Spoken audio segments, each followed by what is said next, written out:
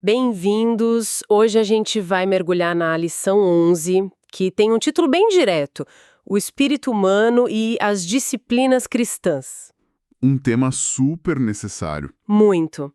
E a fonte que a gente recebeu, ela se aprofunda muito na necessidade da prática espiritual para quem crê, sabe? E o texto se organiza, assim, em 3 grandes ideias. Isso.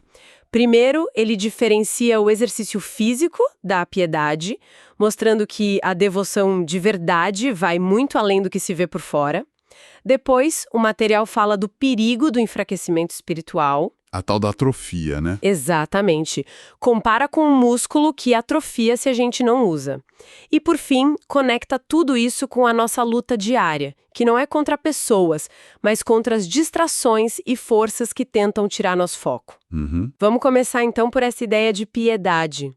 A lição usa aquelas frases do apóstolo Paulo que o exercício corporal aproveita pouco, mas a piedade, esse é aproveitosa para tudo.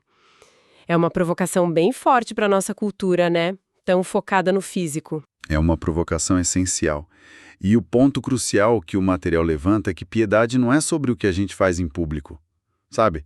É sobre a intenção do coração. A diferença entre o palco e os bastidores. Exatamente. A lição 11 nos lembra dos fariseus. Eles eram ótimos em demonstrar religiosidade. Mas Jesus os confrontou, né? Porque o coração deles estava longe de Deus. Então a disciplina de orar, de jejuar, só ganha sentido quando nasce de um temor sincero e não de uma busca por aplauso. Entendi. Então a disciplina externa, sem essa intenção correta, é quase... Uma performance vazia. Isso me faz pensar como é que a gente sabe, na prática, se a nossa motivação é genuína ou se a gente está só no automático.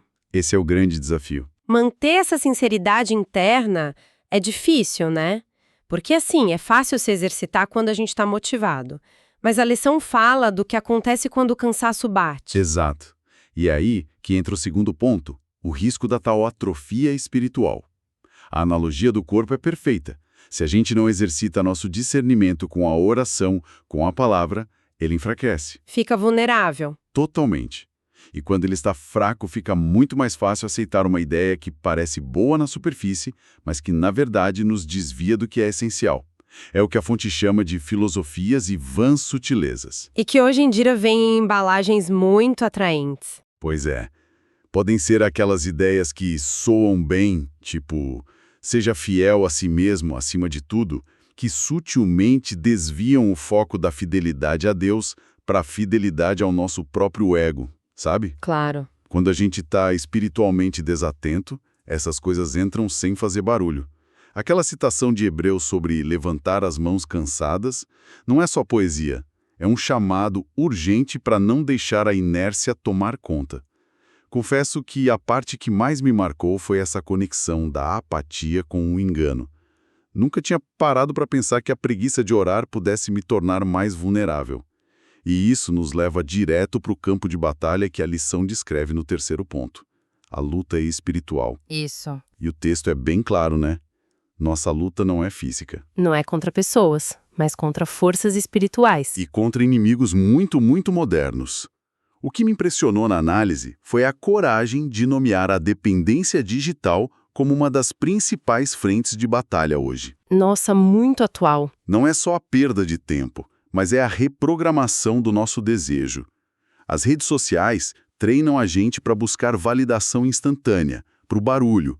A vida espiritual, por outro lado, exige paciência, silêncio, profundidade. É uma verdadeira batalha de ritmos. É aquela situação clássica, né? A gente pega o celular para ler um versículo e quando vê já se foram 20 minutos rolando um feed infinito. A lição toca numa ferida muito real. Muito real. Estamos sendo condicionados a preferir o raso ao profundo. Exatamente. No fim, a mensagem central da lição 11 é que as disciplinas espirituais não são um fardo, não são uma lista de tarefas para a gente se sentir culpado. São ferramentas. São nosso equipamento de treino, nossa fonte de nutrição.